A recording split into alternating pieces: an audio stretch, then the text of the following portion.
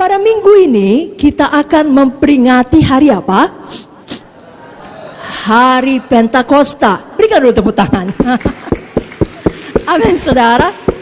Nah, Pentakosta berasal dari bahasa Yunani atau bahasa Greek yang artinya hari ke-50. Pentakos, 50-an. Jadi sebenarnya arti harafiah dari Pentakosta tidak lain adalah hari ke-50.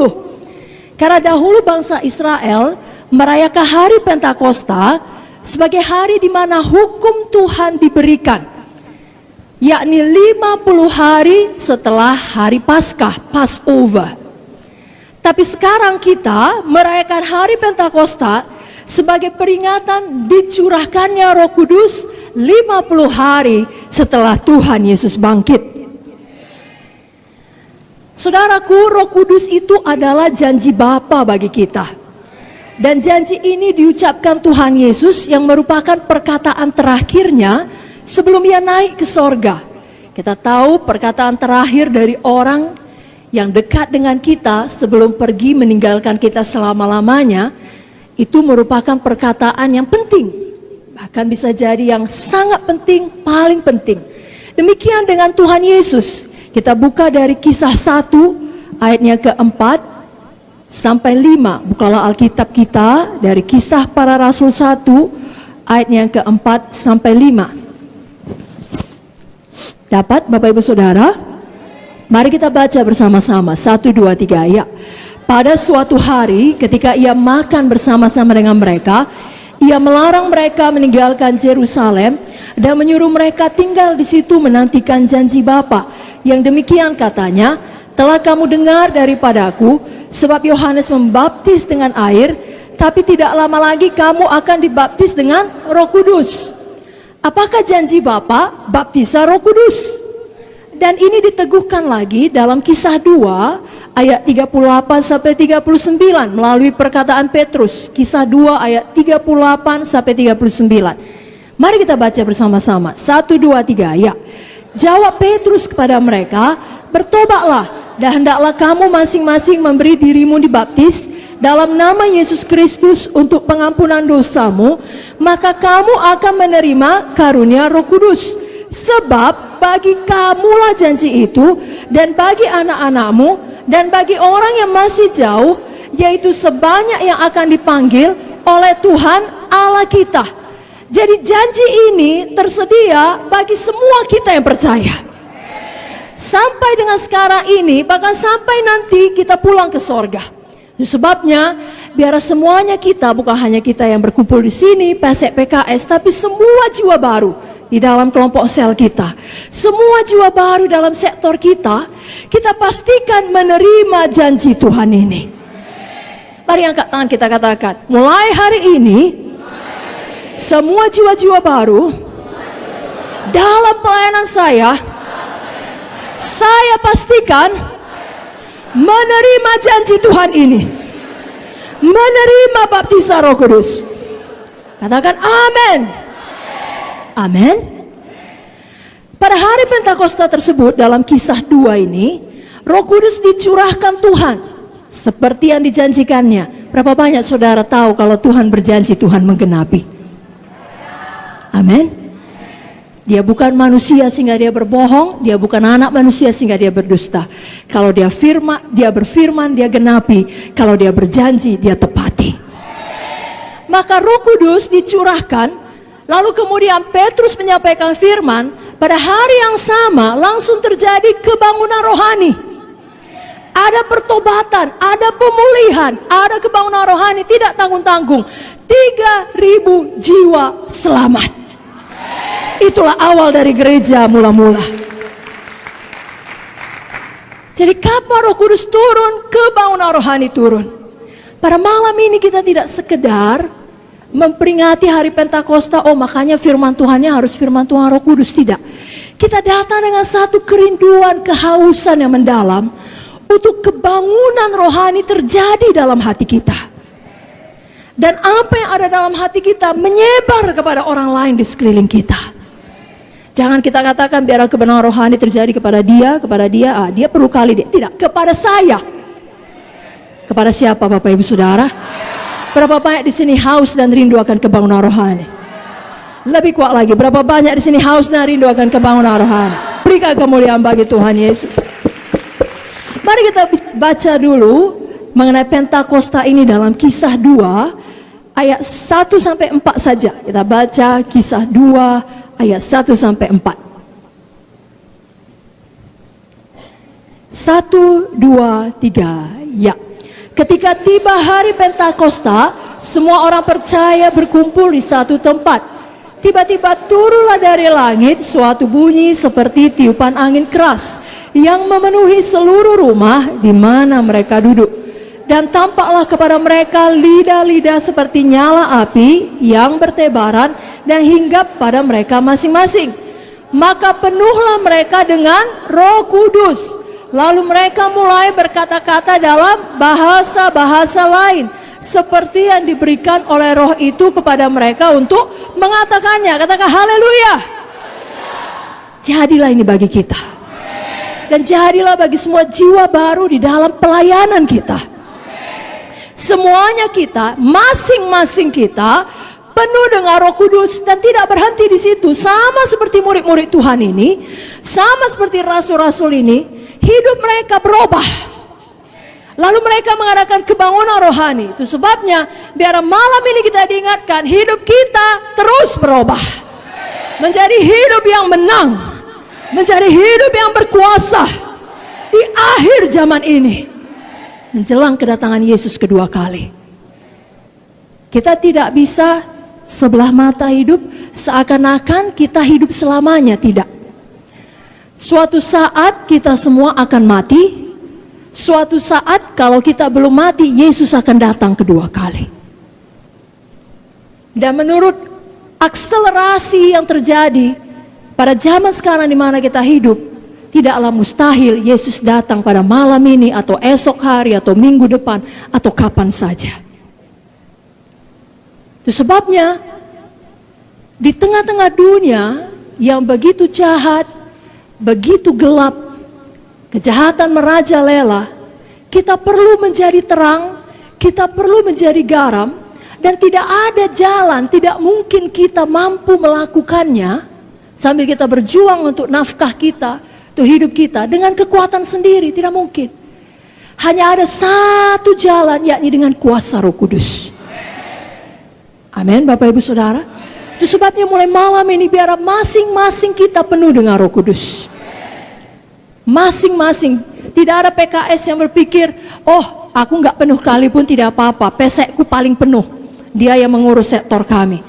Atau sebaliknya, yang suami berkata, istriku BDS, dia paling penuh Roh Kudus. Atau sebaliknya, istri berkata, suamiku takut akan Tuhan, dia paling penuh Roh Kudus. Masing-masing kita penuh Roh Kudus. Amin. Sama seperti yang kita baca tadi, di sini dikatakan, tampaklah kepada mereka lidah-lidah seperti nyala api yang bertebaran dan hinggap pada mereka. Pada mereka? Lebih kuat, pada mereka? Mari angkat tangan kita, ikut-ikut doa ini dengan sungguh-sungguh, katakan, mulai malam ini Tuhan, kami masing-masing penuh Roh Kudus. Kami memiliki hidup yang berubah, yang menang, yang berkuasa, menjadi saksi Tuhan di akhir zaman ini, menunggu kedatangan-Mu yang kedua kali. Kami semua berjaga-jaga, hidup dalam Roh, dipimpin oleh Roh, biar semuanya kami, seluruh sidang GKI, mengalami kebangunan rohani. Jadilah ini bagi kami, di dalam nama Yesus. Dan semua kita berkata, berikan tepuk tangan bagi Tuhan Yesus. Nah, tadi judul firman Tuhan, mengenal Roh Kudus dan dipenuhkan dalam Roh Kudus. Jadi mari kita ingat, siapakah Roh Kudus sebenarnya? Yang pertama, Roh Kudus adalah seseorang, bukan sesuatu. Roh Kudus adalah seorang pribadi. Apa Bapak Ibu Saudara? Nah, kalau kita melihat Roh Kudus sebagai kuasa, saya perlu penuh Roh Kudus supaya saya berkuasa, supaya saya bisa menjadi saksi Tuhan yang dinamis. Saya perlu penuh Roh Kudus supaya saya bisa menjadi saksi Tuhan yang mengabarkan Injil kemana-mana. Dia adalah kuasa. Maka kalau kita melihatnya sebagai kuasa, kita tidak merasa perlu membina hubungan pribadi dengannya, karena kuasa itu adalah sesuatu. Tapi kalau kita selalu mengingat Roh Kudus sebagai seseorang, sebagai pribadinya Tuhan, maka kita mengerti ada Tuhan hidup di dalam saya. Seharusnya satu pewahyuan ini saja cukup membuat saudara sukacita sepanjang malam ini. Ada Tuhan hidup di dalam saudara.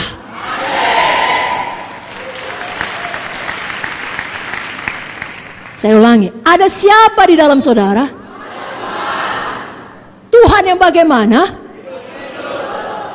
Tuhan yang hidup, yang menciptakan langit dan bumi dengan perkataan, yang adalah Alfa dan Omega, yang adalah yang awal dan yang akhir, yang memegang segala kuasa, yang maha tahu. Itu yang hidup dalam saudara. Namanya Roh Kudus. Jadi dia adalah seseorang. Dan kalau kita mengingatnya sebagai seorang pribadi, maka kita mengerti bahwasanya tiap-tiap hari kita perlu membina hubungan pribadi dengan dia. Semakin mengenal dia, lebih intim, lebih dalam. Saudaraku masih ingat Galatia 5:22? Apa itu saudaraku? Buah roh. Mari buka Alkitab saudara. Buah roh. Galatia 5 ayat 22. 1, 2, 3 ya. Tetapi buah roh ialah kasih, sukacita, damai sejahtera, kesabaran, kemurahan, kebaikan, kesetiaan, kelemah lembutan, penguasaan diri. Tidak ada hukum yang menentang hal-hal itu. Saudaraku, Roh Kudus sebagai seorang pribadi punya perasaan. Hanya seseorang dan bukan sesuatu yang bisa mengasihi. Hanya seseorang yang bisa merasakan sukacita. Jadi, Roh Kudus adalah pribadi yang punya perasaan, yang hidup di dalam kita. Marilah kita belajar tiap-tiap hari punya hubungan pribadi dengan Roh Kudus lebih dalam, lebih intim. Oleh sebab itu, jangan duka citakan hati Roh Kudus. Apa Bapak Ibu Saudara? Saya mau tanya, bisa Roh Kudus berduka cita? Bisa, karena dia seseorang. Dia bisa merasakan. Mari kita buka ayatnya dari buku Efesus 4 ayat 25 sampai 30. Efesus 4 ayat 25 sampai 30. Dapat Bapak Ibu Saudara? Mari kita baca dengan kuat-kuat. Bapak Ibu Saudara siap? 1, 2, 3 ya. Karena itu buanglah dusta dan berkatalah benar seorang kepada yang lain. Karena kita adalah sesama anggota. Apabila kamu menjadi marah, janganlah kamu berbuat dosa. Janganlah matahari terbenam sebelum padam amarahmu. Dan janganlah beri kesempatan kepada iblis. Orang yang mencuri, janganlah ia mencuri lagi. Tapi baiklah ia bekerja keras dan melakukan pekerjaan yang baik dengan tangannya sendiri, supaya ia dapat membagikan sesuatu kepada orang yang berkekurangan. Janganlah ada perkataan kotor keluar dari mulutmu, tapi pakailah perkataan yang baik untuk membangun di mana perlu, supaya mereka yang mendengarnya beroleh kasih karunia. Dan janganlah kamu mendukakan Roh Kudus Allah yang telah memeteraikan kamu menjelang hari penyelamatan. Amin. Jadi ada beberapa perkara yang dapat membuat Roh Kudus di dalam kita berduka cita. Tapi malam ini kita hanya melihat 2 perkara saja. Yang pertama, jangan berbohong, jangan berdusta. Katakan, saya tidak mau berbohong, saya tidak mau berdusta. Ini yang dituliskan dalam ayat 25 tadi. Karena itu buanglah dusta dan berkatalah benar seorang kepada yang lain, karena kita adalah sesama anggota. Anggota apa? Anggota tubuh Kristus. Jangan saling mendustai karena kita satu tubuh, satu keluarga Allah. Saudaraku, dalam Mazmur 119 ayat 163 dikatakan, aku benci dan merasa jijik terhadap dusta, tetapi Tauratmu ku cintai. Kalau kita mengasihi firman, maka kita jijik terhadap dusta. Benci kepada dusta adalah tidak benar, tidak seharusnya benar, walau disayangkan dalam beberapa occasion itu benar. Pernyataan yang mengatakan banyak orang Kristen biasa bohong. Seharusnya itu tidak boleh demikian terjadi. Kita adalah orang-orang yang jijik terhadap dusta, jijik, benci kepada kebohongan, tapi sebaliknya kita mengasihi firman Tuhan. Saudaraku, jangan berbohong supaya kita lepas dari hukuman. Anggap apa? Nanti minta ampun, darah Yesus tersedia. Tidak. Tiap kali kita berbohong, kita menduka citakan Roh Kudus dalam hati kita. Nah, kita mengeraskan hati kita terhadap Dia. Itu membuat kita lebih tidak sensitif dalam mendengar suaranya.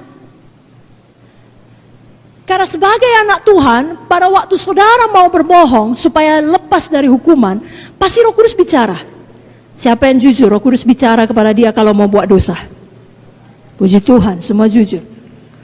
Misalnya dosa bohong yang kita bicarakan sekarang, Roh Kudus bilang, terima konsekuensinya. Memang kau salah, memang kau lupa, memang kau lalai. Kau akan menerima disiplin, kau akan dimarahi, kau akan dipermalukan, kau akan menerima hukuman. Tidak apa-apa. Yang penting jangan kau berbohong. Tapi kita keraskan hati. Kita teruskan berbohong supaya kita lepas dari hukuman. Malam ini kita bertobat. Katakan amin dengan kuat. Adalah lebih penting kita tidak membuat Roh Kudus berduka cita, karena Dialah asal semuanya. Saudara perlu berkat, saudara perlu kesembuhan, saudara perlu kehidupan, saudara perlu nafas, Roh Kudus asalnya. Jadi paling penting jangan buat dia berduka cita. Jangan pula berbohong supaya dilihat orang hebat. Aku hafal seluruh kitab Roma. Aku berdoa 5 jam sehari. Aku menginjil 8 jam sehari. Mau gimana itu? Atau apa sajalah. Saudara cuma bawa 3 jiwa. Tapi waktu ditanya, katakanlah, misalnya di pertemuan pemimpin sektor, berapa bulan ini jiwa yang Bapak selamatkan atau Ibu selamatkan? Dia pun tahu, tidak lebih dari 3. Saya tidak tahu pastinya, tapi mungkin kira-kira 20. Udahnya dibilang Roh Kudus jangan.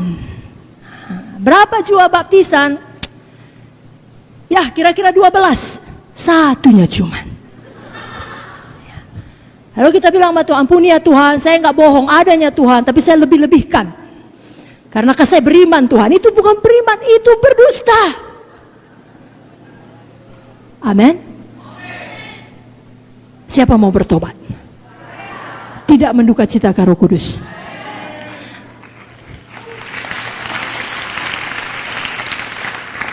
Jadi jangan berbohong supaya lepas dari hukuman. Jangan pula berbohong supaya kita dipikir lebih hebat dari yang sebenarnya. Tapi ada satu bohong yang lebih parah dari kedua ini. Walau semua dosa sama saja di hadapan Tuhan, tidak bisa satu dosa pun masuk ke sorga. Tetapi di dunia ini, kalau bohong yang berikut ini dilakukan, itu hati sangat-sangat jahat. Bohong yang bagaimana? Yakni saudara berbohong mengenai sesuatu hal atau seseorang yang mengakibatkan perpecahan sesama anggota. Saudara baca tadi ayatnya kan? Ia mengakibatkan perpecahan sesama tubuh Kristus, sesama saudara. Dan ini diulangi lagi dari buku Amsal. Mari kita buka Amsal 6. Sama-sama kita buka Alkitab kita. Dari Amsal 6 ayat 16 sampai 19.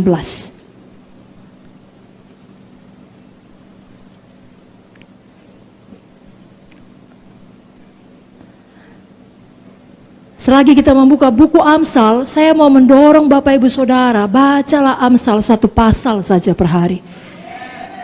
Ada begitu banyak hikmat untuk bisnis saudara, untuk pelayanan saudara, untuk keluarga saudara. Ini buku yang sangat luar biasa. Baik, Amsal 6 ayat 16 sampai 19, kita baca dengan kuat-kuat. 1, 2, 3, ya. 6 perkara ini yang dibenci Tuhan, bahkan 7 perkara yang menjadi kekejian bagi hatinya: mata sombong, lidah dusta, tangan yang menumpahkan darah orang tak bersalah, hati yang membuat rencana-rencana yang jahat, kaki yang segera lari menuju kejahatan, seorang saksi dusta yang menyembur-nyemburkan kebohongan, dan yang menimbulkan pertengkaran saudara. Apa yang dibenci Tuhan, apa yang menjadi kekejian bagi hatinya? Kalau saudara perhatikan mengenai dusta, diulang sampai 3 kali. Yang pertama dikatakan lidah dusta. Yang kedua ayat 19 ada 2 kali, saksi dusta yang menyembur-nyemburkan kebohongan, saksi dusta yang menimbulkan pertengkaran saudara. Jadi kalau ada kita di sini menyampaikan ucapan yang tidak sepenuhnya benar, itu bohong. Lalu kemudian ucapan yang tidak benar itu dan tidak baik itu mengakibatkan hubungan di antara kita menjadi rusak, Tuhan benci. Apa saudaraku?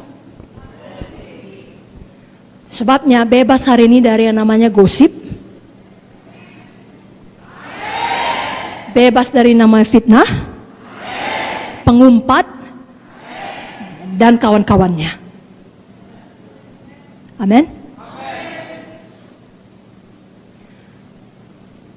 Dan ini termasuk ucapan saudara di sosial media. Kalau kita baca di Efesus 4 tadi, ucapan kita harus yang membangun, supaya orang yang mendengarnya beroleh kasih karunia. Kalau semua anak Tuhan melakukan ini, hoax tidak bisa berkembang. Kenapa? Semua benci dan jijik kepada dusta, tapi mengasihi Taurat Tuhan.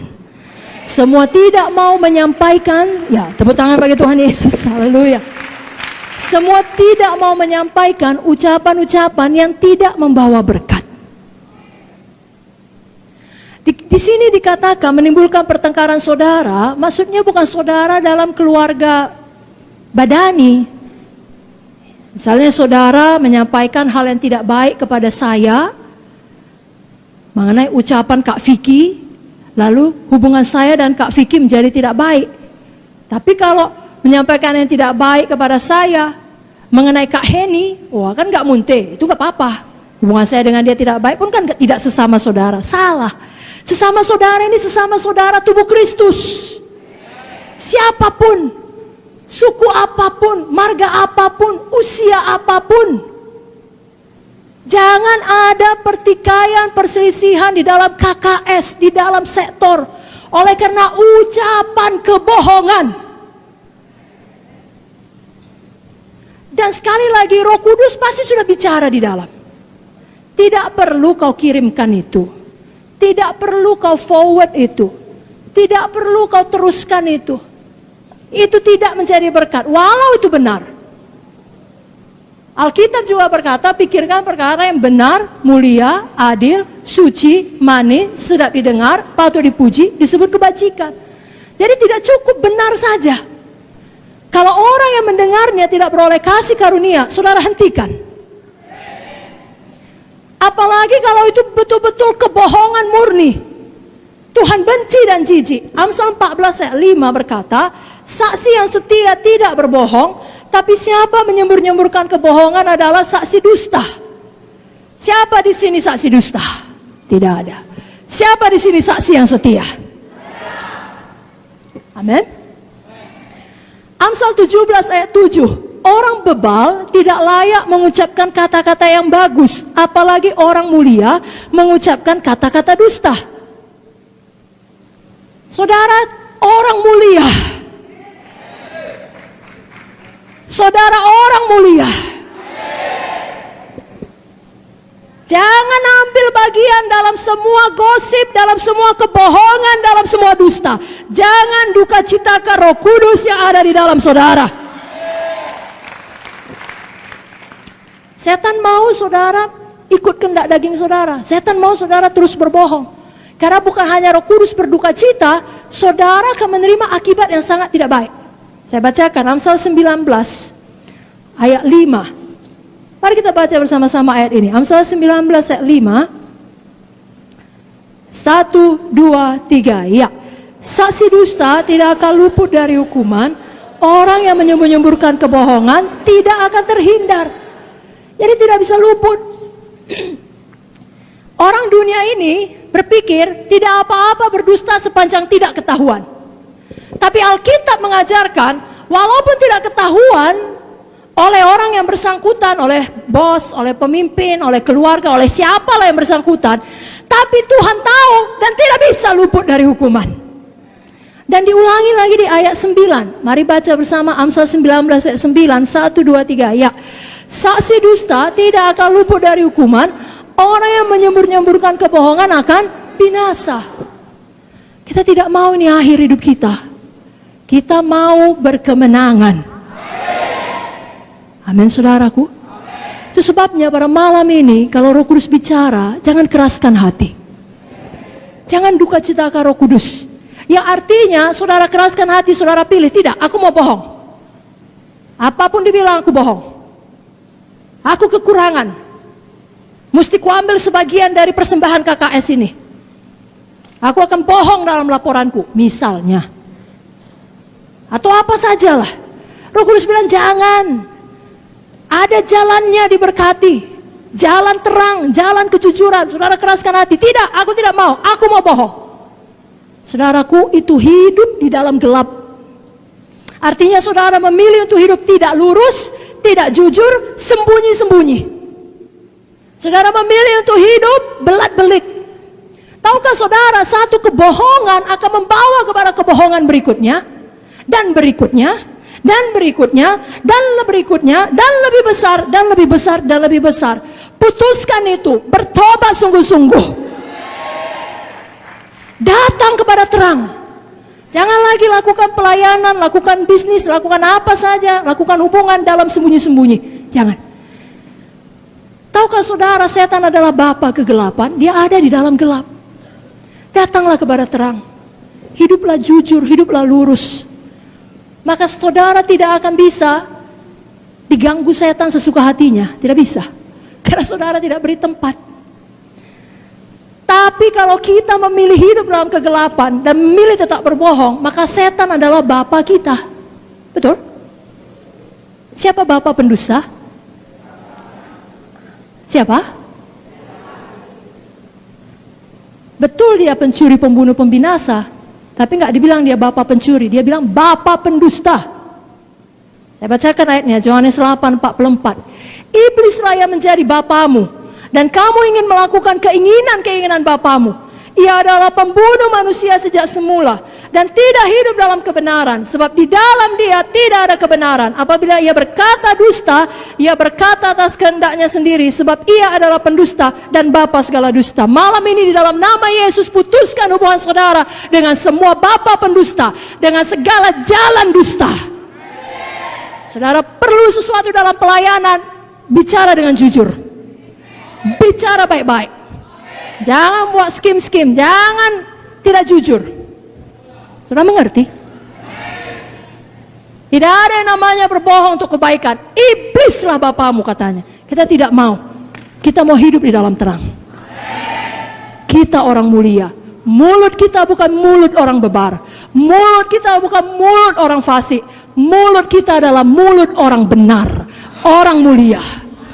Dan Amsal berkata, mulut orang benar mengeluarkan hikmat seperti sarang madu.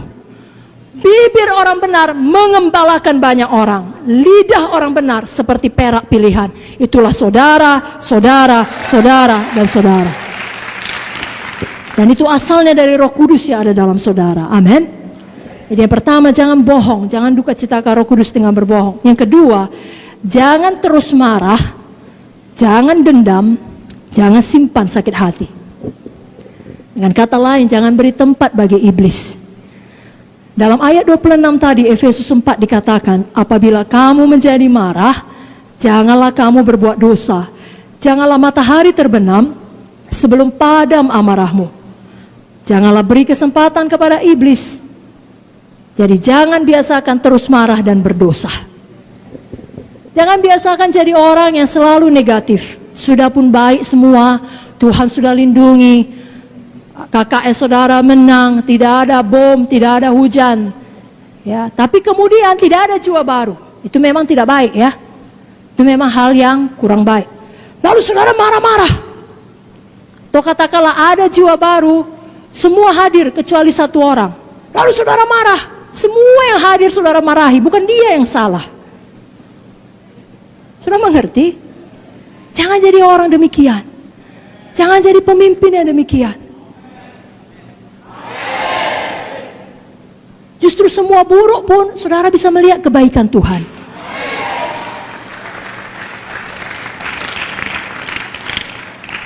Saya ulangi, belum semua mendapatnya. Justru semua tidak baik pun saudara bisa melihat kebaikan Tuhan. Karena saudara tahu saya masih hidup. Saya belum dipanggil Tuhan, tandanya ada yang baik menanti saya di depan. Ada yang baik yang harus saya kerjakan. Walau semua ini kacau, saya belum pulang ke sorga, berarti ada kebaikan Tuhan. Begitu. Tapi kalau selalu melihat ini salah, itu kurang, ini tidak baik, pemarah. Kan kita tidak mau jadi orang munafik, saudaraku. Maksud saya adalah, saudara menyampaikan banyak firman di KKS saudara, tapi di dalam keluarga saudara, saudara adalah seorang teror. Saya nggak bilang teroris ya, teror. Maksudnya, kalau saudara seorang ayah pulang kerja, semua anak saudara ketakutan. Bapak udah pulang, semua sembunyi. Kenapa? Saudara pulang, cas. Mana makan? Terus sebaliknya, kalau saudara ibu-ibu, mama udah balik dari BDS,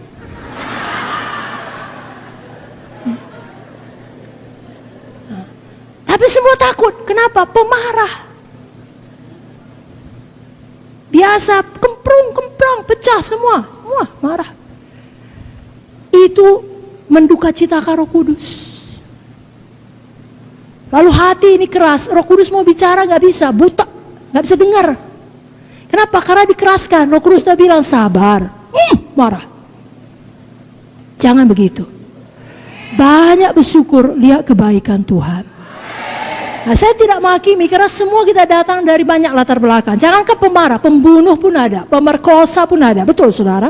Dan puji Tuhan untuk darah Yesus yang sanggup mengampuni semua dosa-dosa kita. Seburuk apapun, sehitam apapun, menjadi putih seperti salju. Terima kasih Tuhan Yesus. Tapi setelah itu kita perlu patuh kepada pimpinan Roh Kudus. Hidup oleh Roh. Ya, tidak meneruskan hidup di dalam daging.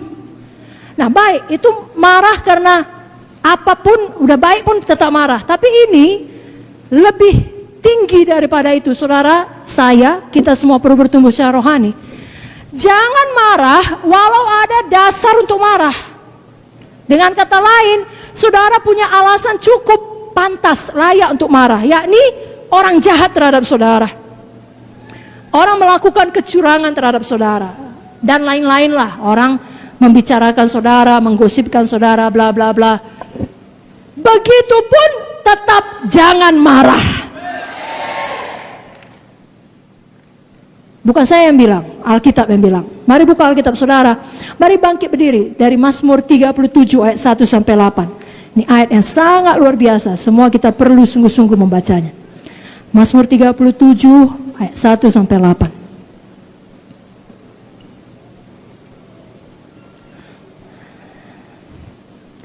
Dapat saudaraku, satu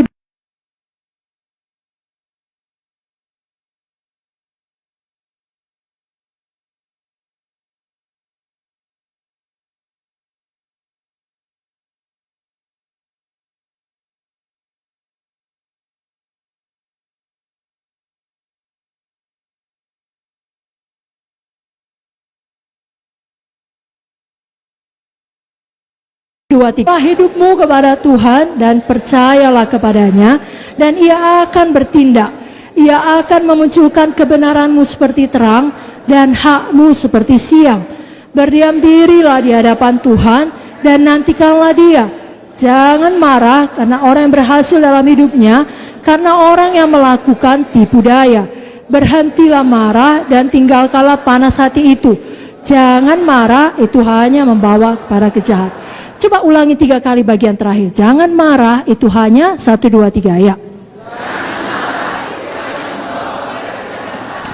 Jangan marah. Lagi. Amin. Bila sama kiri kanan. No maya-maya. Silakan duduk Bapak Ibu Saudara. Jadi betul ada orang jahat. Saya mau tanya, di tempat kerja saudara ada orang jahat? Ada?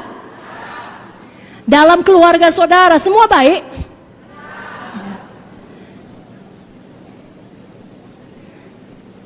Di mana saudara beraktivitas, apakah di situ ada orang yang berbuat curang?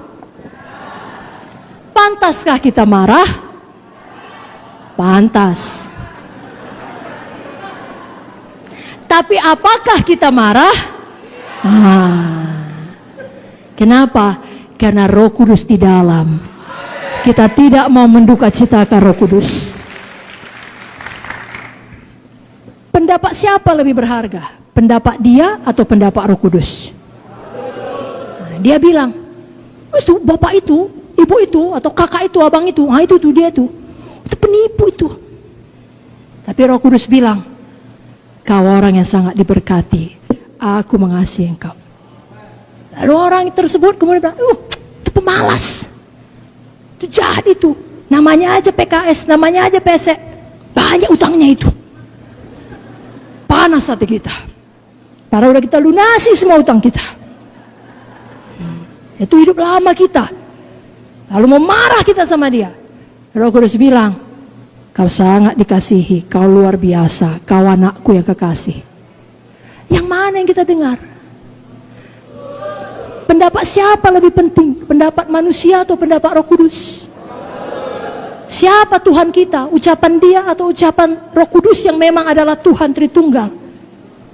Siapa Roh Kudus? Itu Tuhan kita. Percayalah kepada Tuhan. Diamlah di negeri, lakukanlah yang baik. Ia akan memunculkan kebenaranmu seperti terang dan hakmu seperti siang. Jadi Roh Kudus di dalam kita menyanggupkan kita untuk bersabar. Jangan kita lawan Roh Kudus tersebut dengan sengaja mengeraskan hati dan mendukacitakan dia.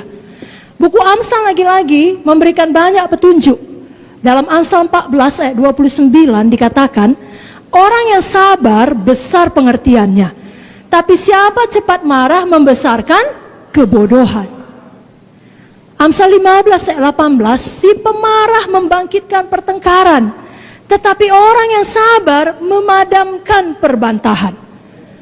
Siapa mau jadi si pemarah? Siapa mau menjadi orang yang sabar? Amin. Amin. Amsal 19 ayat 19, orang yang sangat cepat marah akan kena denda, karena jika kau hendak menolongnya, engkau hanya menambah marahnya. Jangan kita menjadi orang demikian. Amsal 20 ayat 3, terhormatlah seseorang jika ia menjauhi perbantahan, tapi setiap orang bodoh membiarkan amarahnya meledak. Roh Kudus menolong kita sehingga kita bisa menguasai diri kita. Itu salah satu buah roh, penguasaan diri. Amin saudara. Kita mau menjadi orang yang terhormat. Nah saudaraku, sama seperti hubungan antar manusia, bisa dekat, bisa intim. Ini kita ada banyak di sini. Semua kita satu keluarga kan? Siapa kita mengaku kita ini satu keluarga Allah? Siapa kita mengaku kita satu tubuh Kristus? Tapi walaupun kita semuanya satu tubuh Kristus, satu keluarga Tuhan di Gereja Kemenangan Iman Indonesia, kita kalau dengan jujur, ada di antara kita yang hubungannya lebih dekat, ada yang lebih renggang. Betul? Hubungan saya dengan saudara tentulah lebih renggang bila dibandingkan dengan hubungan saya dengan Ibu Munte atau Ibu Victoria. Betul? Saya lebih intim dengan mereka. Demikian juga Roh Kudus ada di dalam kita, tapi kedekatan kita dengan Roh Kudus, keintiman kita dengan Roh Kudus, itu semuanya terserah kepada kita. Tergantung kepada kepatuhan kita kepadanya. Bila kita dengan sengaja mendukacitakan Roh Kudus, nah bukan berarti saudara kehilangan keselamatan saudara, saudara terancam masuk neraka, tidak. Saudara punya jaminan keselamatan. Yesus mengampuni dosa saudara, dosa yang lalu, dosa yang sekarang, dosa yang akan datang. Wah, itu saja cukup untuk buat saudara bersorak-sorai. Bersorak-sorai, tepuk tangan dulu. Tidak ada yang lebih penting dari jaminan keselamatan. Namun, walaupun kita tetap selamat, tapi hubungan kita dengan Roh Kudus tidak lagi begitu manis seperti sebelumnya ketika saudara patuh. Kalau saudara jujur, saudara tahu saat-saat itu, yakni di waktu saudara berdoa, saudara tidak bisa merasakan apa-apa. Pernah? Jangan diteruskan. Kenapa itu terjadi? Karena misalnya Roh Kudus sudah berkata, jangan lakukan nakku, jangan bohong. Udah, hentikan. Itu gosip nakku. Roh Kudus bilang, nakku jangan gitu. Kalau mau bilang sungguh-sungguh, jangan pura-pura, jangan hidup dalam kegelapan, jangan sembunyi-sembunyi. Lurus saja, tetap juga belak-belik. Roh Kudus bilang, sabar nakku, jangan meledak. Tapi kita keraskan hati. Lalu itu membuat Roh Kudus berduka cita. Saudaraku, saya mau katakan, saudara bisa bebas dari ikatan dosa. Bukan hanya bohong, bukan hanya marah, apa saja. Kalaupun masih ada di antara saudara punya dosa-dosa yang terselubung, saudara bisa bebas. Kalau saudara mau jujur pada Roh Kudus. Saya bacakan Mazmur 32, saudaraku. Dengar baik-baik ya, Mazmur 32. Dari Daud, nyanyian pengajaran. Berbahagialah orang yang diampuni pelanggarannya, yang dosanya ditutupi. Berbahagialah manusia yang kesalahannya tidak diperhitungkan Tuhan dan yang tidak berjiwa penipu. Dengan kata lain, yang jujur. Ayat 3 dan 4. Selama aku berdiam diri, selama aku tidak mengaku dosa, selama aku tetap diam, tulang-tulangku menjadi lesu karena aku mengeluh sepanjang hari. Sebab siang malam tanganmu menekan aku dengan berat, sumsumku menjadi kering, seperti oleh teriknya musim panas. Lalu ayat 5 dia berkata, dosaku kuberitahukan kepadamu, kesalahanku tidak kusembunyikan. Aku berkata, aku akan mengaku kepada Tuhan pelanggaran-pelanggaranku, dan Engkau mengampuni kesalahan karena dosaku. Apa maksud ayat ini? Selama kita tidak jujur pada Roh Kudus, kepada Tuhan, kita yang menderita. Bukan Tuhan tidak tahu dosa kita. Tuhan tahu pikiran kita dari jauh. Pemazmur berkata, Kau tahu, Kau menyelidiki batinku. Tuhan tahu kalau kita berpikiran kotor. Tuhan tahu kalau kita berpikiran jahat.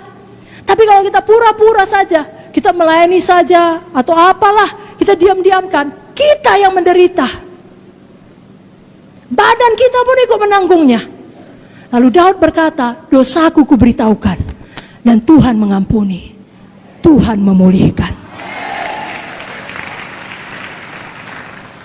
Jadi malam ini saudaraku, saya ajak kita untuk jujur pada Roh Kudus. Apakah kita cintakan uang? Apakah kita tidak sungguh-sungguh melayani KKS kita? Kasih kita telah menjadi dingin. Kita nggak peduli, datang nggak datang, situ kau, aku pun punya hidup. Aku pun perlu cari makan. Sudah dihubungi, aku sakit, doakanlah aku. Iya, aku doakan, tapi nggak kita doakan. Tapi kita nggak jujur di hadapan Tuhan. Malam ini, jujurlah.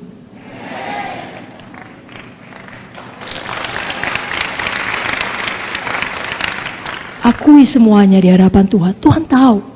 Selama ini pun Tuhan tahu. Tapi waktu kita jujur, kita melepaskan diri kita. Lalu mulai dengan setia ikuti proses pemulihan saudara dari ikatan dosa itu. Karena sama seperti saudara tidak terikat dalam satu hari, kan? Betul? Betul?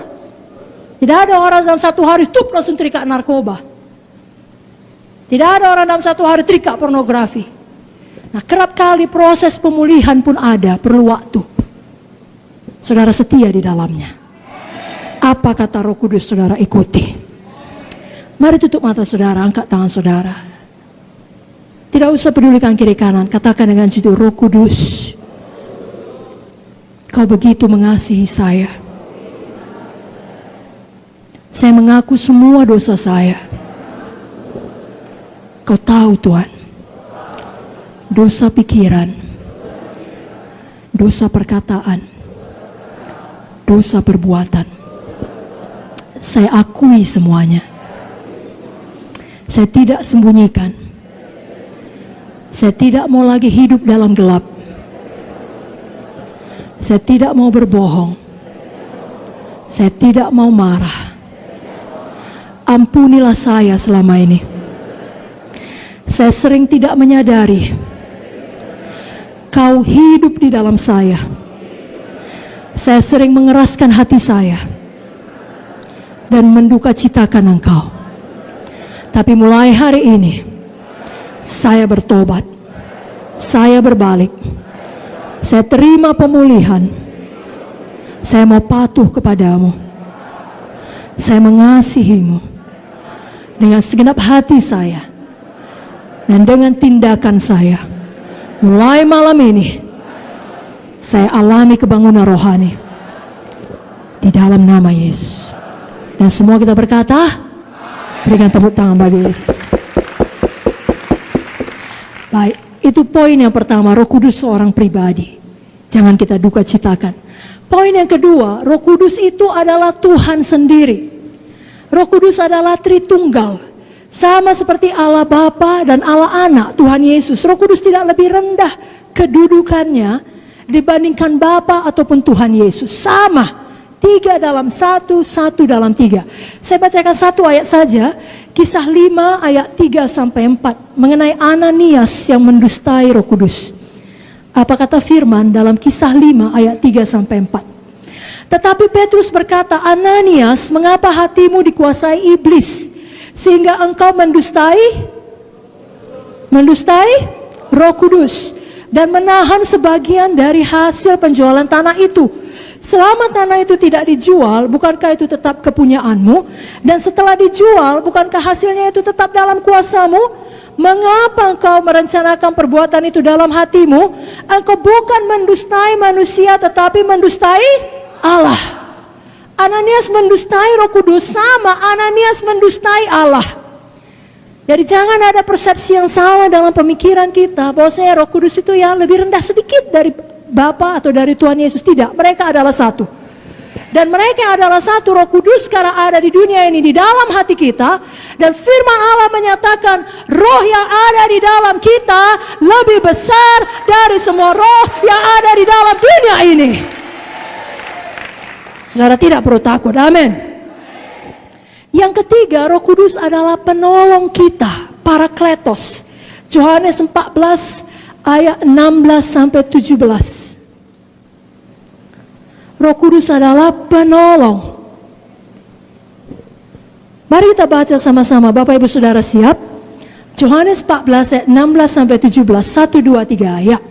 Aku akan minta kepada Bapa dan Ia akan memberikan kepadamu seorang penolong yang lain, supaya Ia menyertai kamu selama-lamanya, yaitu Roh kebenaran. Dunia tidak dapat menerima Dia, sebab dunia tidak melihat Dia dan tidak mengenal Dia. Tapi kamu mengenal Dia, sebab Ia menyertai kamu dan akan diam di dalam kamu, di dalam kita, di dalam saudara. Ada Tuhan di dalam saudara. Ada Roh Kudus di dalam saudara. Seberapa berat pun perjuangan saudara, Dia tidak pernah meninggalkan saudara. Dia ada di dalam saudara untuk menolong saudara. Untuk menolong saudara. Sebabnya kalau Dia bicara kita dengarkan. Karena maksudnya hanya untuk menolong saudara. Kalau ada orang mau menolong kita, kita terima saudaraku. Amin.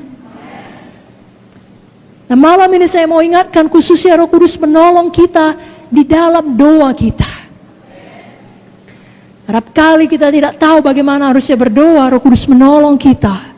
Dalam Roma 8 ayat 26-27, mari kita baca lagi bersama-sama. Bukalah Alkitab saudara dari buku Roma 8 ayat 26 sampai 27. 1, 2, 3, ya. Demikian juga Roh membantu kita dalam kelemahan kita, sebab kita tidak tahu bagaimana sebenarnya harus berdoa, tapi Roh sendiri berdoa untuk kita kepada Allah dengan keluhan-keluhan yang tidak terucapkan. Dan Allah yang menyelidiki hati nurani mengetahui maksud Roh itu, yaitu bahwa ia sesuai dengan kehendak Allah berdoa untuk orang-orang kudus. Itulah baiknya Roh Kudus itu. Dia berdoa untuk orang-orang kudus. Dia memimpin kita dalam doa kita. Itu sebabnya saudaraku suka berdoa dalam bahasa roh. Saudara mungkin sudah pernah mendengar kesaksian yang mirip dengan ini. Bagaimana seorang hamba Tuhan pergi dalam mission trip ke luar negeri 3 bulan lamanya. Dalam suatu ketika pada masa itu, tengah malam dia dibangunkan oleh Tuhan, tidak tenang hatinya. Dia tidak tahu apa yang salah. Tidak ada kabar, tidak ada sesuatu yang bahaya, tapi tidak bisa tenang hatinya, tidak bisa dia tidur. Lalu apa yang dia lakukan? Dia mohon Roh Kudus menolong dia berdoa. Maka dia mulai berdoa di dalam bahasa roh. Dia berdoa terus sampai kira-kira 1 jam. Ada damai Tuhan. Dia tahu sudah beres, sudah selesai. Lalu dia pergi tidur. Nah, ketika tidur dia mendapat mimpi. Di kota di mana dia tinggal ada keluarganya, adiknya masuk ambulans, dibawa ke rumah sakit. Dinyatakan dokter sudah meninggal dunia. Dalam mimpinya itu dia ada di situ. Dia masuk ke dalam ruangan di mana adiknya terbujur kaku, terbaring. Lalu dia berkata, bangun, bangkit. Adiknya itu bangun, bangkit dan hidup kembali. Lalu dia bangun, dia ingat mimpi itu, dia bersyukur kepada Tuhan. Dia bahkan tidak menelepon ataupun menanyakan kabar. Begitulah Roh Kudus, begitu kuatnya dalam hati kita orang-orang percaya. Habis masa 3 bulan dari mission trip tersebut, dia pulang ke negaranya, ke kotanya. Adiknya menyambut dia di airport dengan sangat excited dan berkata, tahukah kau bang, waktu kau pergi kemarin, aku kena serangan penyakit, aku hampir mati. Tapi mujizat Tuhan, aku hidup kembali. Lalu abangnya berkata, apakah itu tanggal sekian, kira-kira jam sekian, tengah malam? Kok tahu? Roh Kudus mengatakannya. Saudaraku, Roh Kudus yang sama masih bekerja. Jadi Roh Kudus sangat baik. Ada orang berpikir Roh Kudus itu kejam. Kenapa dikatakan kejam? Karena Roh Kudus selalu membuat kita merasa bersalah akan dosa kita. Itu tidak benar, karena tidak ada ayatnya. Roh Kudus membuat engkau merasa bersalah tiap kali kau berdosa. Justru sebaliknya. Mari buka Yohanes 16 ayat 9 sampai 11. Yohanes 16, saya bacakan ayat 8 sampai 11. Dan kalau ia datang, maksudnya Roh Kudus, ia akan menginsafkan dunia akan dosa, kebenaran dan penghakiman. Akan dosa karena mereka tetap tidak percaya kepadaku. Akan kebenaran karena mereka pergi kepada Bapa, karena aku pergi kepada Bapa dan kamu tidak melihat aku lagi. Akan penghakiman karena penguasa dunia ini telah dihukum. Maksudnya apa? Dengarkan baik-baik. Yang pertama, akan dosa karena mereka tidak percaya kepada aku. Maksudnya Roh Kudus bukan membuat kita merasa bersalah akan dosa kita, justru sebaliknya. Roh Kudus bekerja di dalam hidup manusia untuk menyadarkan mereka bahwasanya mereka adalah orang berdosa dan tidak dapat menyelamatkan dirinya sendiri. Oleh karena itu mereka butuh juru selamat, namanya Yesus. Karena dalam 1 Korintus 12 ayat 3 dikatakan, aku mau meyakinkan kamu, tidak ada seorang pun yang berkata-kata oleh Roh Allah dapat berkata terkutuklah Yesus. Sebaliknya, tidak ada seorang pun yang dapat mengakui Yesus adalah Tuhan selain oleh Roh Kudus. Kayak kita berdoa kepada jiwa-jiwa yang belum selamat, Roh Kudus jamah hatinya. Karena adalah pekerjaan Roh Kudus yang membuat seseorang insaf, menyadari dia orang berdosa. dia tidak dapat menyelamatkan dirinya, dia butuh juru selamat, baru dia cari juru selamat dan dia terima Yesus sebagai juru selamatnya. Jadi kalau saudara merasa bersalah akan dosa saudara, itu bukan Roh Kudus, itu setan penuduh, pendakwah. Justru saudara bersyukur Yesus Kristus telah mengampuni dosa saudara. Yesus Kristus adalah Tuhan dan Juru Selamat saudara. Akan kebenaran, karena aku pergi kepada Bapa dan kamu tidak melihat aku lagi. Maksudnya, kebenaran bahwa kita telah dibenarkan oleh Tuhan Yesus. Jadi kita dalam posisi, kalau dalam bahasa Inggrisnya, right standing with God. Kita dapat datang ke hadirat Tuhan kapan saja. Bukan karena kita sempurna, tapi karena darah Yesus membenarkan kita. Kita tidak perlu baik dulu, baru layak datang berdoa kepada Tuhan. Tidak perlu, karena ada darah Yesus yang membenarkan kita. Itulah penolong Roh Kudus. 2 Korintus 5:21 mengatakan, 2 Korintus 5:21 mengatakan, dia yang tidak mengenal dosa telah dibuatnya menjadi dosa oleh karena kita, supaya dalam dia kita dibenarkan oleh Allah. Di Roh Kudus ingatkan kita tersebut, kau telah dibenarkan. Maju terus melayani. Betul kau tadi berdosa, minta ampun, bertobat. Sekarang maju terus, kau telah dibenarkan. Akan kebenaran. Jadi bukan Roh Kudus yang menuduh kita. Justru Roh Kudus mengingatkan kita, dosa kita telah dibenarkan oleh karya Yesus. Akan penghakiman, karena penguasa dunia ini telah dihukum. Saya pikir saudara semua mengerti ini. Penguasa dunia ini, setan ini telah dihukum. Dulu saudara di bawah kuasanya, tapi sekarang tidak lagi. Dia ada di bawah kaki saudara. Setan tidak punya otoritas atas saudara. Jadi itu Roh Kudus penolong. Dia ingatkan saudara, setan tidak berkuasa atas saudara. Itu sebabnya Roh Kudus dikatakan dalam Yohanes tadi, roh kebenaran. Dia ajari, dia ingatkan kita akan kebenaran itu. Yohanes 16 ayat 13 saya bacakan. Apabila ia datang, yaitu roh kebenaran, ia akan memimpin kamu dalam seluruh kebenaran. Sebab ia tidak berkata-kata dari dirinya sendiri, tapi segala sesuatu yang didengarnya itulah yang dikatakannya, dan ia akan memberitakan kepadamu hal-hal yang akan datang. Oh, luar biasa. Bayangkan saudara punya guru yang maha tahu, yang tahu semuanya, mau berdiam di dalam saudara, dan berkomitmen untuk tidak pernah meninggalkan saudara, apapun yang terjadi, dia mau mengajari saudara. Itulah kepenuhan Roh Kudus. Itulah yang perlu kita alami semakin dalam, semakin hari. Diajari kita. Dan dia adalah roh penghibur. Roh apa saudaraku? Roh apa saudaraku? Adakah kita malam ini yang butuh penghiburan? Saya pikir pasti ada, mengingat besarnya amin tadi ya.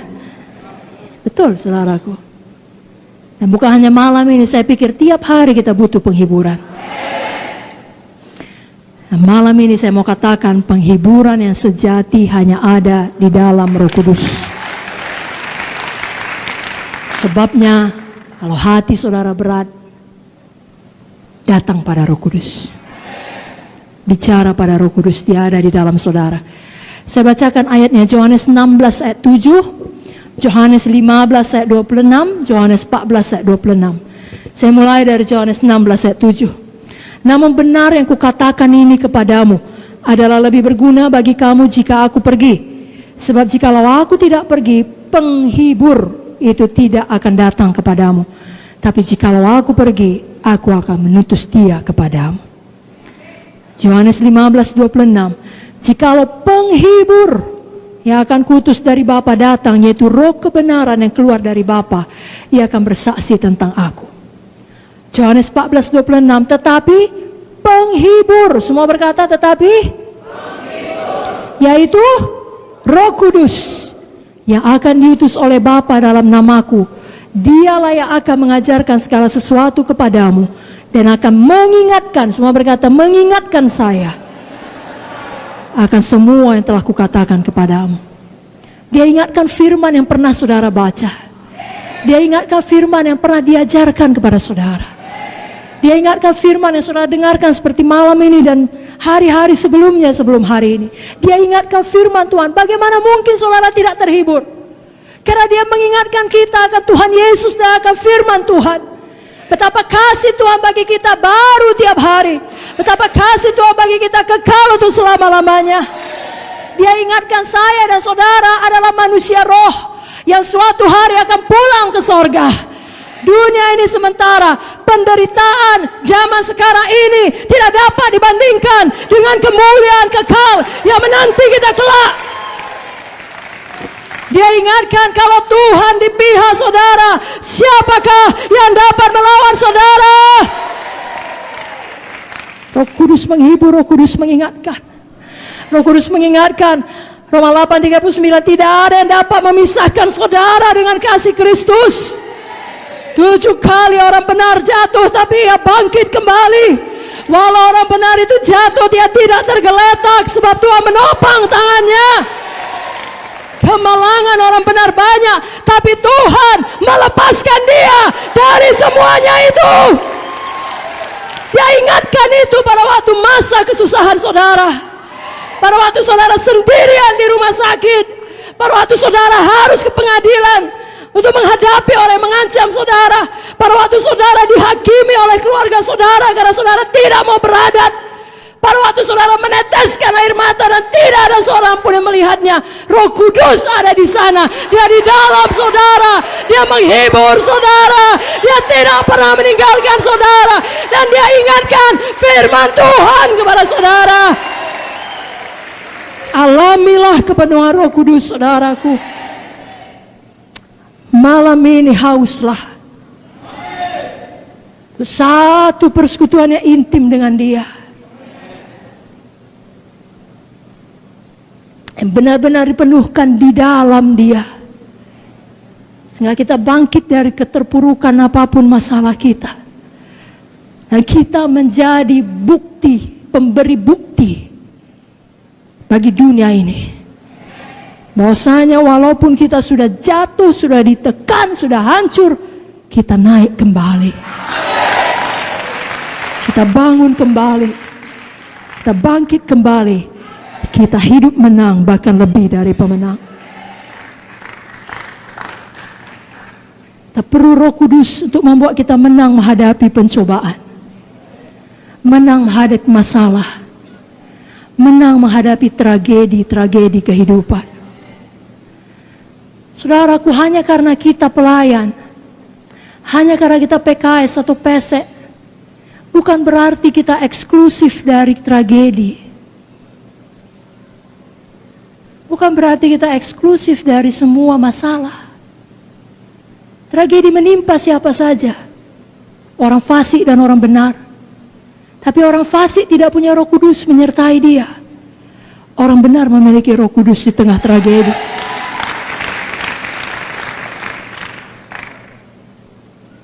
Jadi walaupun kita tidak mungkin terlepas dari penderitaan dunia ini, tapi kasih Roh Kudus di dalam kita, kuasa Roh Kudus di dalam kita, hikmat Roh Kudus di dalam kita, itu yang memampukan kita menanggung semua penderitaan itu. Sehingga dalam menjalaninya kita tidak menyerah. Kita tahu akan tiba tanggal kadaluarsanya. Lalu kita dimampukan untuk setia. Bahkan lebih daripada itu, kita tidak kehilangan damai kita. Kita tidak kehilangan pujian dari mulut kita. Kita tidak kehilangan sukacita kita. Dan paling penting, kita tidak kehilangan iman kita. Kita tidak berbalik dan menunjuk Tuhan dan berkata, kenapa kau izinkan ini terjadi? Kalau kau peduli kepada aku, kenapa kau biarkan? Tidak. Kita berkata, segala sesuatu bekerja sama mendatangkan kebaikan bagi kami yang mengasihi Tuhan. Walaupun aku berjalan dalam lembah kekelaman, aku tidak takut bahaya, karena Kau besertaku. Siapa yang membuat kita mampu mengatakan itu sesudah tragedi. Hanya Roh Kudus. Orang dunia akan berkata gila itu. Tapi kita berkata itulah Roh Kudus. Tidak mungkin kita dapat menanggung dengan kekuatan dan pikiran kita sendiri. Kita butuh kuasa supernatural. Itu sebabnya semua kita perlu betul-betul penuh Roh Kudus. Pada malam ini saya ingatkan Bapak Ibu Saudara, bukan hanya Bapak Ibu Saudara perlu penuh Roh Kudus. Semua jiwa-jiwa di dalam pelayanan Bapak Ibu Saudara. Semua keluarga Bapak Ibu Saudara. Jangan berpuas, sudah kubawa altar call, sudah mengaku dia Yesus Tuhan. Betul, bagus sekali. Tapi tidak cukup di situ, perlu selamat, lahir baru, yang artinya percaya Yesus Tuhan, bertobat dari dosa-dosa, perlu dibaptis dalam air, dan perlu penuh Roh Kudus.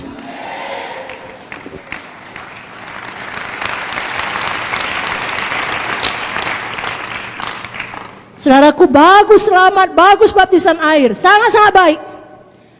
Tapi kalau kita mau hidup yang berkuasa dan menang tadi, perlu baptisan Roh Kudus. Adalah Yesus sendiri yang membaptis kita dengan Roh Kudus. Keempat Injil menuliskannya. Saya bacakan Matius 3 ayat 11, Markus 1 ayat 8, Lukas 3 16 dan Yohanes 1 33. Matius 3 11, aku membaptis kamu dengan air sebagai tanda pertobatan. Tapi ia yang datang kemudian daripadaku lebih berkuasa daripadaku, dan aku tidak layak melepaskan kasutnya. Ia akan membaptiskan kamu dengan Roh Kudus dan dengan api. Markus 1:8, aku membaptis kamu dengan air, tapi ia akan membaptis kamu dengan Roh Kudus. Siapa membaptis? Yesus membaptis dengan Roh Kudus. Lukas 3:16, Yohanes menjawab dan berkata kepada semua orang itu, aku membaptis kamu dengan air, tapi ia lebih berkuasa daripada aku akan datang dan membuka tali kasutnya pun aku tidak layak. Ia akan membaptis kamu dengan Roh Kudus dan dengan api. Yohanes 1:33, aku pun tidak mengenalnya, tapi dia yang mengutus aku untuk membaptis dengan air telah berfirman kepadaku, jikalau kau melihat Roh itu turun ke atas seseorang dan tinggal di atasnya, dialah itu yang akan membaptis dengan Roh Kudus. Jadi kalau sampai diulangi dalam keempat Injil, Tuhan mau semua anak-anaknya sampailah kepada kepenuhan itu. Selamat, baptisan air, baptisan Roh Kudus. Jadi mari kita PKS PSE berjuang sampai jiwa itu demikian. Lalu dia tinggal di rumah Tuhan. Saudaraku, Tuhan Yesus yang adalah teladan kita semua tahu juga penuh Roh Kudus. Dibaptis air dan penuh Roh Kudus. Matius 3:16. Sesudah dibaptis, Yesus keluar dari air. Pada waktu itu juga langit terbuka. Ia melihat Roh Allah seperti burung merpati turun ke atasnya. Kalau Yesus sendiri perlu penuh Roh Kudus ketika dia masih hidup di dunia ini, apalagi kita. Apalagi saudara, apalagi jiwa-jiwa yang kita layani. Sekali lagi, perlu selamat, lahir baru, perlu penuh Roh Kudus. Mari buka Alkitab saudara dari Kisah 2 ayat 38.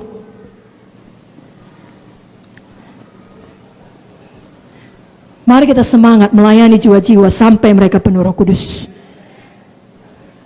Kisah 2:38.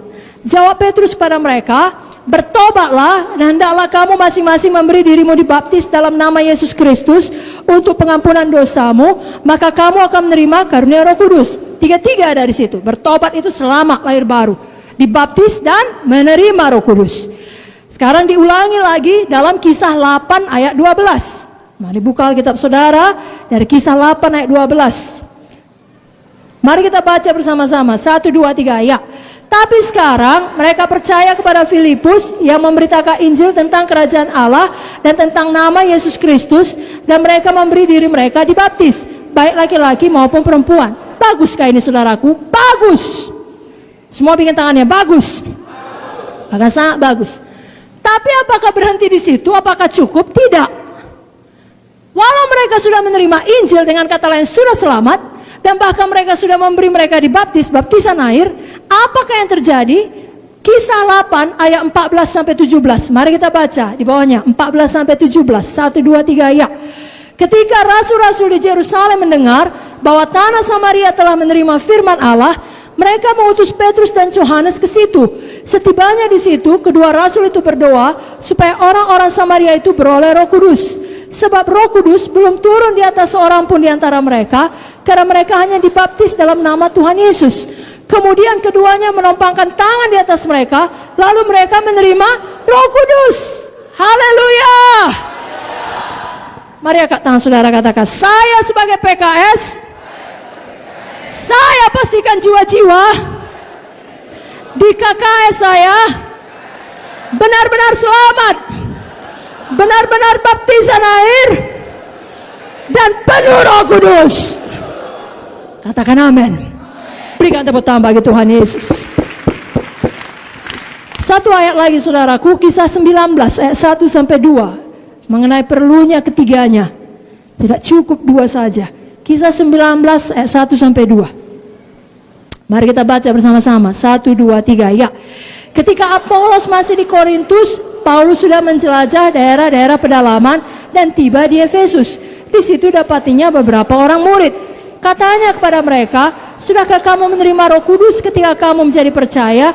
Akan tapi mereka menjawab dia, belum. Bahkan kami belum pernah mendengar bahwa ada Roh Kudus. Nah, coba dengarkan baik-baik. Kenapa Paulus menulis ini? Kenapa Paulus berkata seperti ini? Pada waktu dia pergi satu tempat, dia temukan ada murid-murid yang percaya kepada Tuhan Yesus. Lalu ditanyanya, apakah kamu sudah menerima Roh Kudus ketika kamu menjadi percaya? Bukankah saat kita percaya, dengan kata lain, saat kita selamat menerima Yesus, dengan sendirinya kita juga menerima Roh Kudus? Jadi kenapa ditanya Paulus? Apakah teologi Paulus salah? Tidak. Tidak mungkin salah. Dia menulis sebagian besar daripada kitab-kitab perjanjian baru. Amin, saudara. Maksudnya di sini adalah Paulus mau mereka menerima baptisan Roh Kudus, dipenuhkan di dalam Roh Kudus dan berdoa bicara dalam bahasa roh.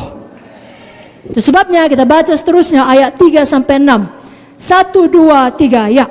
Lalu kata Paulus kepada mereka, kalau begitu dengan baptisan manakah kamu telah dibaptis? Jawab mereka, dengan baptisan Yohanes. Kata Paulus, baptisan Yohanes adalah pembaptisan orang yang telah bertobat, dan ia berkata kepada orang banyak bahwa mereka harus percaya kepada dia yang datang kemudian daripadanya, yaitu Yesus. Ketika mereka mendengar hal itu, mereka memberi diri mereka dibaptis dalam nama Tuhan Yesus. Dan ketika Paulus menumpangkan tangan di atas mereka, turunlah Roh Kudus ke atas mereka, dan mulailah mereka berkata-kata dalam bahasa roh dan bernubuat. Waktu saudara layani jiwa, jelaskan sejelas-jelasnya. Roh Kudus bukan hanya untuk murid-murid Yesus dan 120 orang yang tertulis di Kisah Para Rasul 2, tapi untuk kamu dan untuk anak-anak kamu, untuk sebanyak orang yang dipanggil Tuhan, untuk kita semua janji itu. Dengan tepuk tangan saudaraku, amin. Nah, kalau ada yang berkata itu dulu, sekarang tidak lagi, saudara terangkan, pencurahan Roh Kudus sejak Kisah 2 tadi tidak pernah berhenti. Seperti yang kita baca inilah saudaraku. Apa yang kita baca di dalam Kisah 8 tadi, itu terjadi 5 tahun setelah Pentakosta di Kisah Para Rasul 2. Kalau saudara buka Kisah Para Rasul 10, cerita mengenai Cornelius dan keluarganya yang penuh Roh Kudus, itu terjadi 10 tahun setelah Pentakosta di Kisah Para Rasul 2. Dan yang terakhir tadi dalam Kisah 19 itu terjadi 25 tahun setelah Pentakosta di Kisah Para Rasul 2. Dengan kata lain, itu terjadi terus-menerus sampai sekarang ini pencurahan Roh Kudus masih berlangsung. Saya tanya saudara, bersemangat penuh Roh Kudus? Bersemangat memastikan jiwa-jiwa dalam pelayanan kelompok sel sektor saudara penuh Roh Kudus? Supaya semua menyadari ada pribadi yang hidup di dalamnya, yang mengajari, yang menolong, yang menghibur, roh kebenaran. Amin saudara. Betul saudaraku, untuk sampai ke sorga kita hanya perlu selamat, hanya perlu lahir baru, yakni bertobat dan percaya atas pengampunan dosa kita oleh penebusan darah Yesus. Tapi supaya kita bisa hidup menang di dunia ini, kita perlu baptisan air dan baptisan Roh Kudus. Dalam baptisan air, saudara mendeklarasikan putus hubungan dengan manusia lama. Dalam baptisan Roh Kudus, saudara memiliki kuasa untuk bangkit menjadi manusia yang baru. Ayat yang paling disukai Bapak Founder, Kisah 1 ayat 8, saudaraku, kuasa yang diberikan oleh Roh Kudus. Mari kita baca sama-sama Kisah 1 ayat 8. Saudara bersemangat membacanya? 1, 2, 3, ya. Tetapi kamu akan menerima kuasa kalau Roh Kudus turun ke atas kamu, dan kamu akan menjadi saksiku di Yerusalem, di seluruh Judea dan Samaria, dan sampai ke ujung bumi. Amin. Saudara bukan hanya menjadi saksi dari mulut saudara, tapi dari hidup saudara. Seperti saya katakan tadi, saudara pemberi bukti. Ada Roh Kudus dalam saudara, banyak mujizat yang terjadi dalam hidup saudara. Dan jadi dalam tahun ini, ya, kita memperingati hari Pentakosta, khususnya minggu ini. Mari semuanya kita, PKS PSE, dan semua jemaat Tuhan Sidang GKI betul-betul penuh Roh Kudus. Ya, saudara punya waktu malam ini berdoa, besok berdoa, doakan nama per nama dari anggota kelompok sel saudara. Khususnya saudara tahu memang belum bicara dalam bahasa roh. Biar hari Minggu ini semuanya berdoa dengan bahasa roh. Saya akan berikan ya beberapa perkara mengenai berdoa dengan bahasa roh itu penting. Kenapa? Yang pertama, kasih saya waktu 5-10 menit dan kita akan mempraktekkannya. Amin saudara. Yang pertama, berdoa dalam bahasa roh itu seturut dengan firman Tuhan. Jadi itu ada di Alkitab, ya, saya ambil dari 1 Korintus 14 ayat 2. Siapa yang berkata-kata dengan bahasa roh tidak berkata-kata kepada manusia tetapi kepada Allah. Sebab tidak ada seorang pun yang mengerti bahasanya, oleh roh ia mengucapkan hal-hal yang rahasia. Ayat 14-15, 1 Korintus 14. Jika aku berdoa dengan bahasa roh, rohku yang berdoa, tapi akal budiku tidak turut berdoa.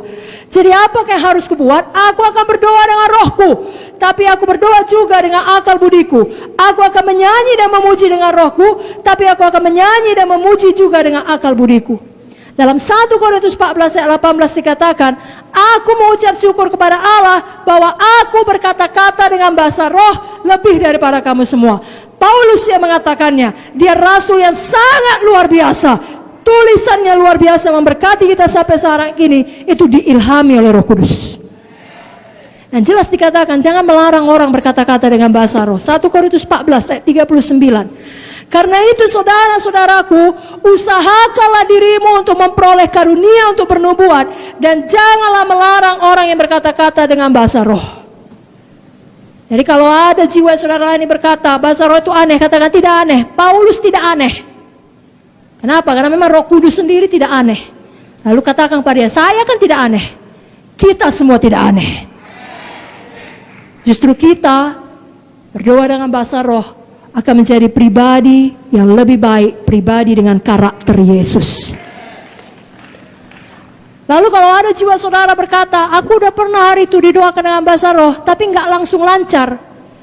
Makanya aku berhenti, katakan memang tidak langsung lancar. Kebanyakan orang waktu dibaptis pertama kali dengan Roh Kudus tidak langsung lancar bahasa roh. Sama seperti anak kecil manapun yang belajar satu bahasa, tidak langsung lancar. Nggak ada anak bayi, begitu keluar dari perut mamanya, haleluya mama, nggak ada saudaraku. Bahkan setelah 1 tahun pun mungkin yang cuma dia bisa bilang, mama, mama, papa, nggak ada. Selamat pagi, saya perlu makanan, nggak ada. Tapi kalau 5 tahun dia sudah semakin bisa berbahasa dengan baik. Kalau dia orang Indonesia, berbahasa Indonesia.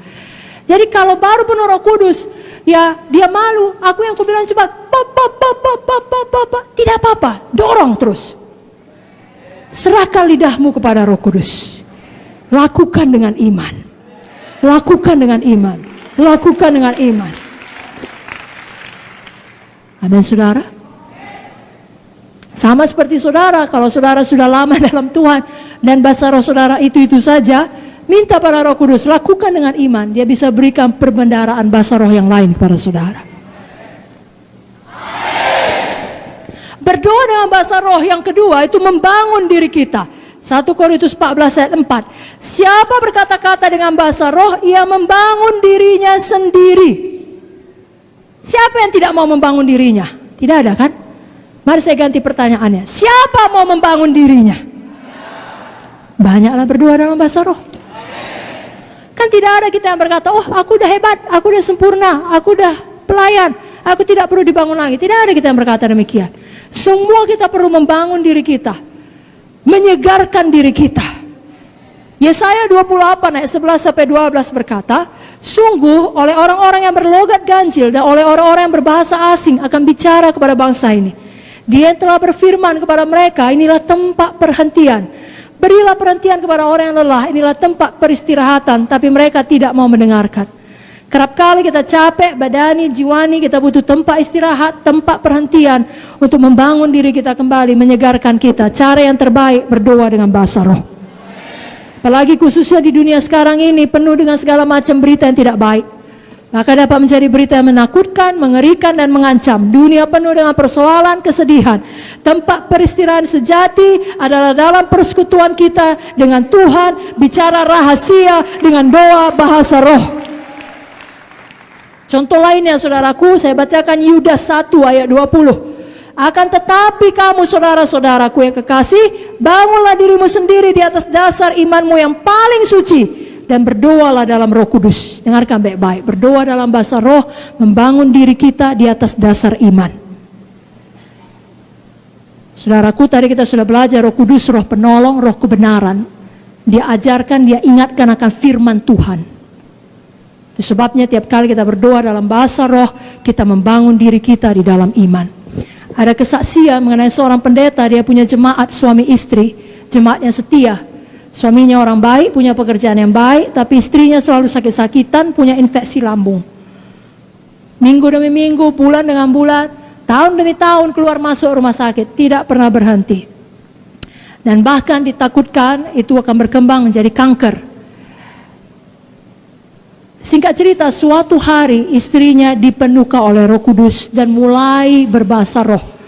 Dan tiap hari semakin penuh dengan Roh Kudus, semakin dalam kerinduannya untuk membaca firman.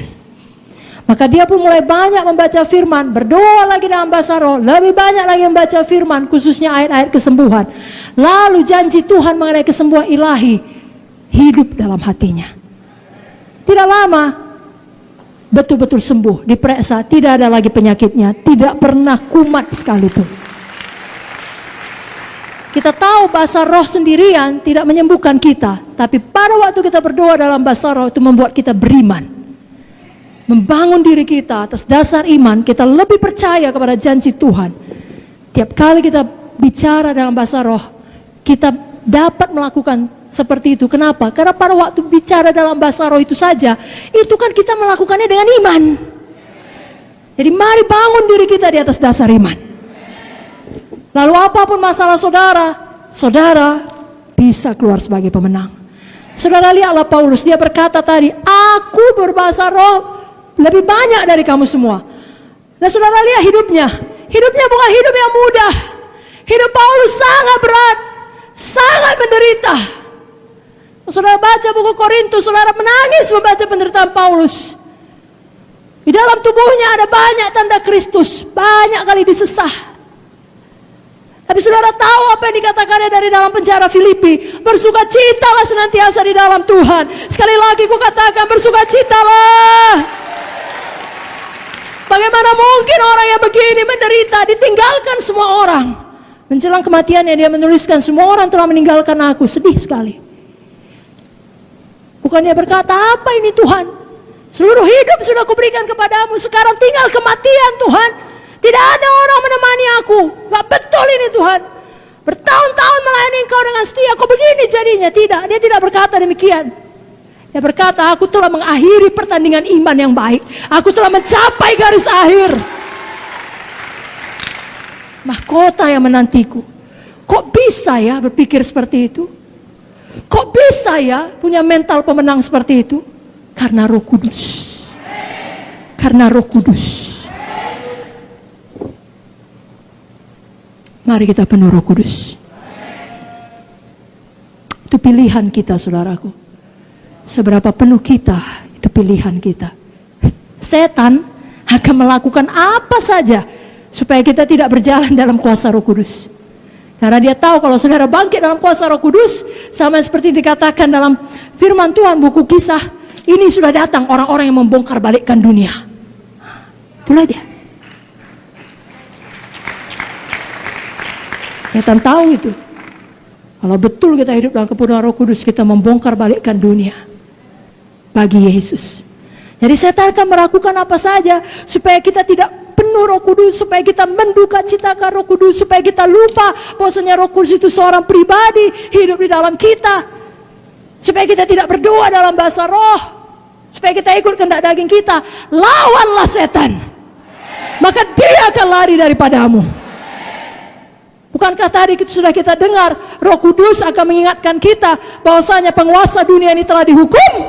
Setan tidak memiliki otoritas atas saudara kecuali saudara yang izinkan. Jangan izinkan, jangan beri kesempatan kepada iblis. Sebabnya hari ini jujur kepada Tuhan, akui semua dosa saudara. Jangan pelihara hati yang keras, biarkan Roh Kudus memenuhkan saudara. Jangan mulut kita bahasa roh, pikiran kita melayang, hati kita keras. Mulut kita bahasa roh, hati kita terbuka, lembut kepada Tuhan, patuh kepada Tuhan, takut akan Tuhan. Pikiran kita fokus kepada Tuhan. Saudara akan bangkit betul-betul menjadi orang yang membongkar balikkan dunia. Milikilah hati yang lembut, yang tidak mau menduka citakan Roh Kudus. Sungguh-sungguh bertobat dari jalan yang salah dan terbuka sepenuhnya, sehingga malam ini ada pertobatan, malam ini ada pemulihan, dan mulai malam ini seterusnya ada satu kebangunan rohani yang tidak dapat dihentikan oleh apapun. Saudara diberkati.